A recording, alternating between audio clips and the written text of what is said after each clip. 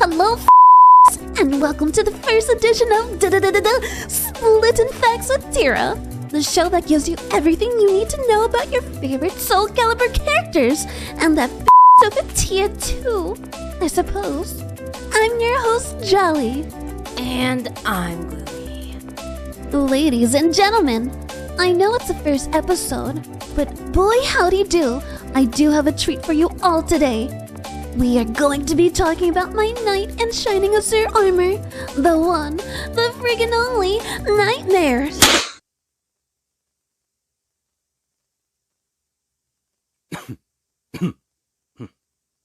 Clap, you ungrateful Gloomy, be nice to our audience. Also, yeah, you are ungrateful What's wrong with all of you? But without further delay, let's have a look at Nightmare.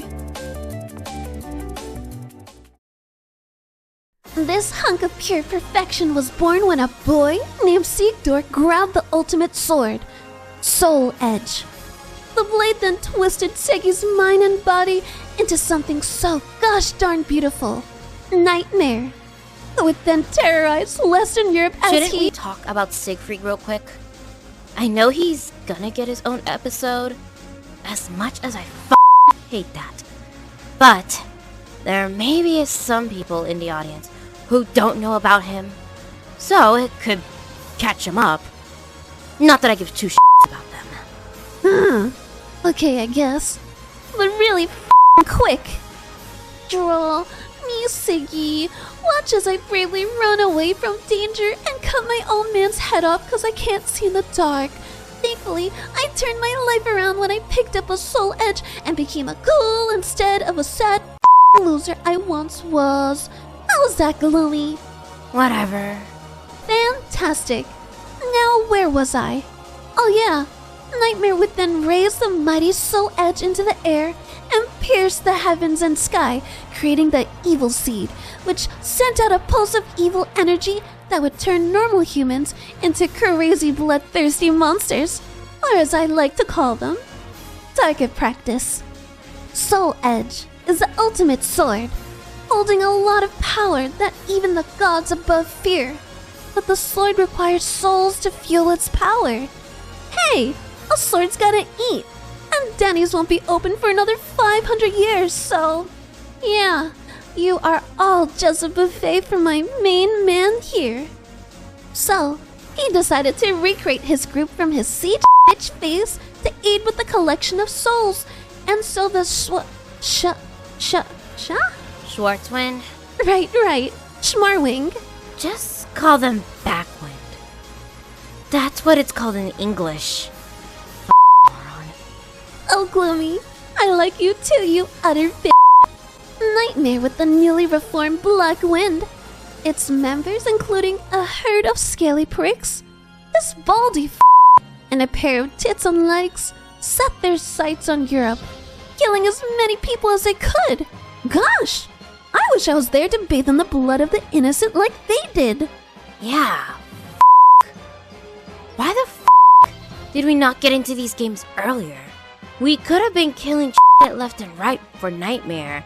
And yet, what was the main thing we did in SC3?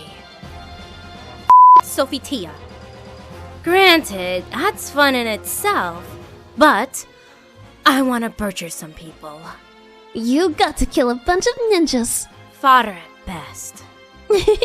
Anyways, everything was going so well. Then it went not so well. See, there was a bunch of these la-di-da known affectionately as the Trinity, consisting of Kil-Xia-Max and Shanghua.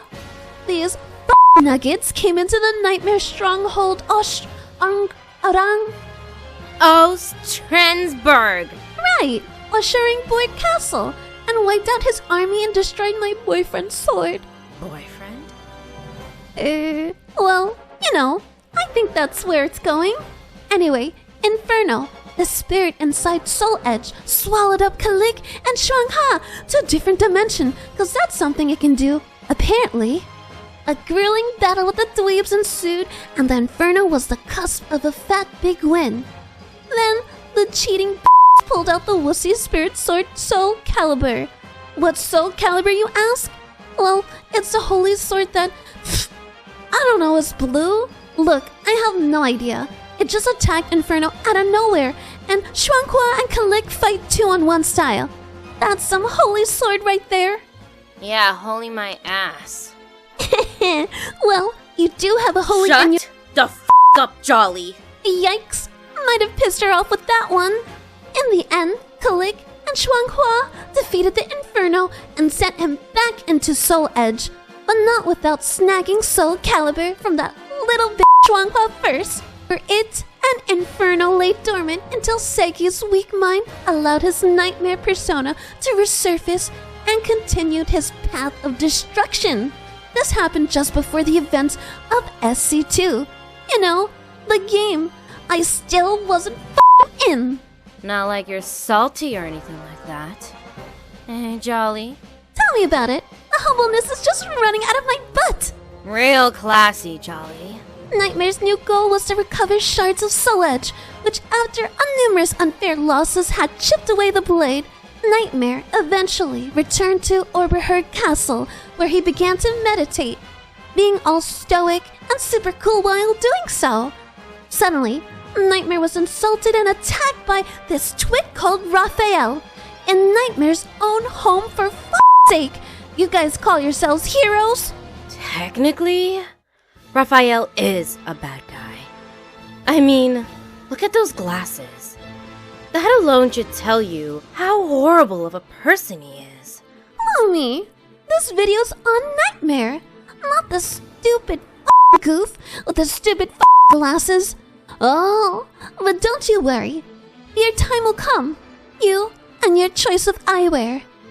Nightmare would bravely fight off this intruder and would beat this little into pulp. That's my man. But then Raphael would stab the Soul Edge right in the eye. The eye, for f***'s sake. Who does that? If I was there, I would have cut that bitch to pieces. So glad they added us into the intro of SC3. Kicking him right in the chest. Hope it hurt. Oh yeah, that was pretty cathartic. Raph cowardly pierced Soul Edge with his prick sword, allowing Seki to break free and return to his lame former persona. He then grabbed Soul Calibur, which returned with him, and stabbed Soul Edge in the eye. Again, dear viewers, I must ask, who does that? Seki would then off, and Raphael would run back to his little cumbucket adoptive daughter Amy. Splitting facts with Tira episode on both coming in the future. But my loyal viewers, this is not the end of our tale yet. No. A mysterious man entered the sacred area on where the azure armor lay dormant. One magic incantation later, and the soul on the sword, Inferno fused with the armor to make new and improved Nightmare. You just can't keep a good mass murder down. Now, during this time, Soul Edge and Soul Calibur were somewhat locked together, canceling each other's power. So the Azure Knight made a replacement sword called Soul Edge Phantom, which was used to collect souls in place of the actual Soul Edge. Fun fact, the various versions of Soul Edge are called different things. For instance, one of the original wielders of Soul Edge, Cervantes, used a two-sword style. Soul Edge can morph itself depending on the style and weapon the wielder is most comfortable with. So when the sword splits into two, they were known as Soul Edge, male and female.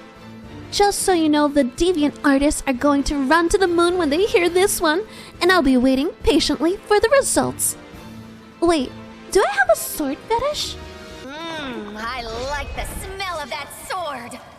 Well, maybe I do. Nightmare's mission was simple. Reclaim the original Soul Edge from the thieving daddy killer, Segi, who was in possession of the perilous swords. Segi and Nightmare would show up at a long-lost cathedral. Nightmare would be able to wrestle Soul Edge away from the grasp of Segi, and it also reclaimed the former power too. Yay! But it also means that Soul Calibur gained back its power too. Oh boo! Segi and my perfection battled, each swing from their respective weapons, tore their bodies apart with the swords, able to heal their wounds rapidly. That was hardcore. And to think Siegfried of all people was involved. The battle was fierce until it ripped a hole through time and space, dragging both into it. That happens a lot in our world. A portal landed them inside Ostrich-Bell Castle. Nightmare on top of the structure with Segi at the bottom like the he is. Segi somehow made his way at the top of the castle. One final battle between the two was approaching. Nightmare was looking like a twisted mass of hellish coolness, and Siegfried looking like he accidentally left his armor in the freezer. They battled Nightmare, finally defeating Segi and unleashing 1,000,000 years of darkness onto the planet. Jolly. Nightmare lost. I know, just wishful thinking. But, like I said before, you can't keep a good mass murderer down. Nightmare once again, like a phoenix, erased from the dead with a brand new host that isn't that dumb, blonde idiot Siegfried. Here's the new host.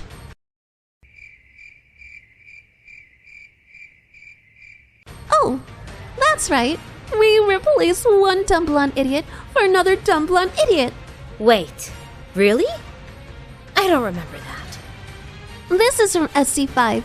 If you take the armor off Nightmare in the game's customization mode, you can see it's Raphael. SC5 was rushed, so a lot of the story didn't get added to the game. Ah, really? Yep, SC5 is a whole kettle of fish by itself. Alright then. Maybe we should stop there. We can do this part in a future Raphael video. Sounds good. Well guys, I think the first episode of Splitting the Facts was quite the success. We talked a lot about the absolutely marvelous Mr. Nightmare. Talked about a few twerps sadly, but hey, I had a great time. What about you, Gloomy? What do you think about Nightmare? What do you mean, what do I think? It's Nightmare, the most recognizable figure in Soul Calibur that doesn't have a pair of meat bags on their chest. He's a basic villain you can get, but that's what makes him so good. A big bastard that kills everything in his path. He's the reason why so many fucking goody two-shoes in this franchise have a reason to exist. Kill Nightmare and claim Soul Edge. He's the focal point for a reason. Wow! Do you think I could ever achieve that level of notoriety? My will to live lowers every day. That's not what I asked you. I know. Oh, you crack me up sometimes. Well, this has been Splitting the Facts of Tira.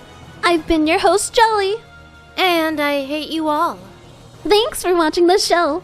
And remember, kill your parents before they get a chance to kill you first. Bye-bye. You made it to the end of the video. That is only a few minutes long. Good for you. Your folks must be so proud of you. How about we celebrate by subscribing to the channel? Leave a comment on how cool Nightmare is, and like the video. If you are cool yourself, you are cool, aren't you? Also, check out the links in the description of these are good people who made the show possible, like my voice actress AlyMew, who I think you'll agree did a fantastic job giving a voice to ya girl right here. And thanks to Alexandra Mari for giving me this sweet voice. When hell comes to claim my soul, I hope you join me, so I can use you as a meat shield. Last but not least, there's the artist who gave me these groovy-licious curves and style, plus helping out a lot with finding voice talent. You rock, girl. Her name is Oh, that's easier to say. DilaNeko. Jesus Christ, Jolly. Respect your artist enough to get their name right. Oh, what's the worst that can happen? Anyways, methinks that's a wrap, people. I'll catch you all next time. What the f***?